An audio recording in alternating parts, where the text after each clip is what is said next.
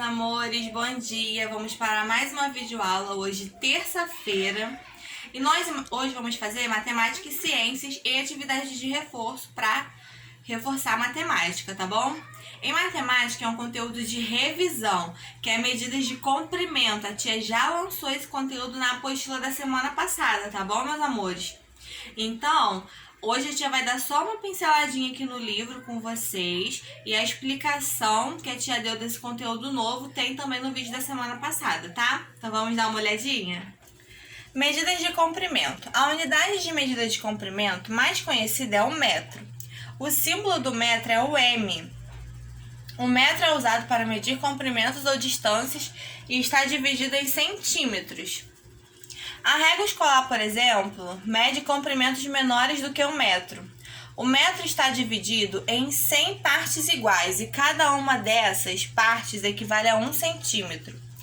Quando vamos a uma loja de tecidos, podemos observar uma régua de madeira que possui a medida de 1 metro ou 100 centímetros. Há vários instrumentos usados para medir os comprimentos ou a distância. Aqui nós temos alguns exemplos que a gente já viu. O metro, a trena e a fita métrica. 1 metro tem 100 centímetros, meio metro tem 50 centímetros. Para medirmos distâncias maiores, como a distância de uma cidade para outra, usamos a unidade quilômetro, representada pelo símbolo km, tá bom, gente? Gente, agora a gente vai para nossa matéria de ciências, que é um conteúdo novo, continuação do que a gente fez na semana que a gente estudou o livro, tá? Na semana que a gente estudou o livro, a gente estudou sobre os animais, né? As espécies, tudo direitinho. E nós vimos os animais vertebrados, que são os que possuem a coluna vertebral. Gente, eles têm ossos. Hoje nós vamos ver os animais invertebrados, os que não possuem ossos. Vamos dar uma olhadinha?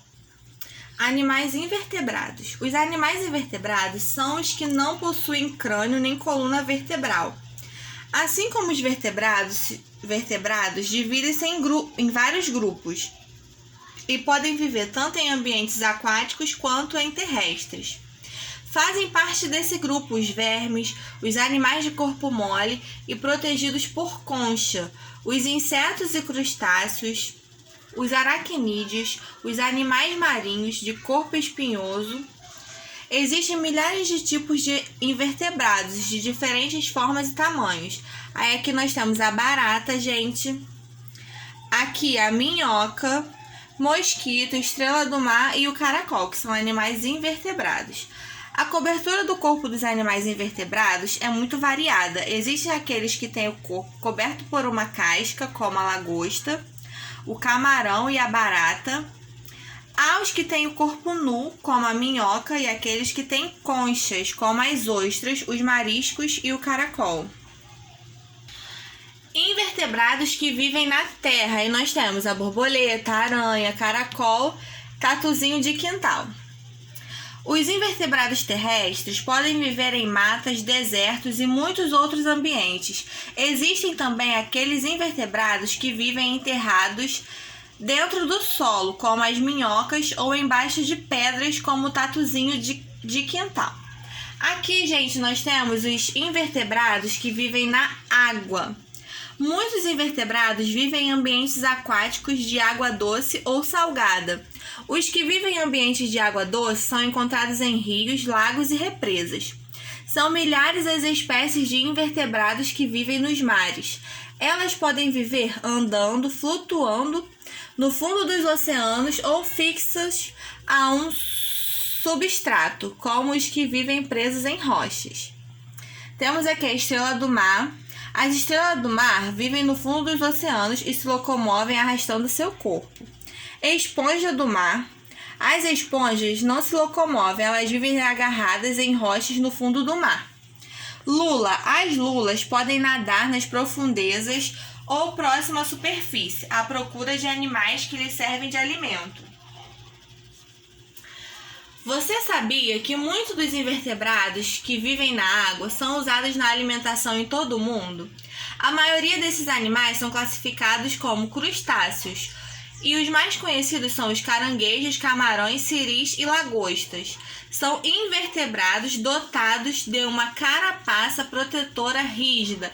Aí aqui nós temos, gente, o caranguejo, o camarão, o siri, e aqui nós temos outro camarão também prontinho. Aqui são eles, como eles são, né, vivendo lá no mar. E aqui é um prato preparado com o siri e aqui um prato com o camarão. Alguns invertebrados podem causar sérios prejuízos aos seres humanos, como, por exemplo, o Aedes aegypti, mosquito transmissor de doenças como a dengue, zika, a febre e a chikungunya. Gente, então aí na nossa matéria de ciência, nós vimos hoje o grupo dos animais invertebrados, que também é bem grandinho, tá bom, meus amores? Façam as atividades do livro com bastante atenção e qualquer dúvida que vocês tiverem é só chamar a tia, tá bom? Beijinhos!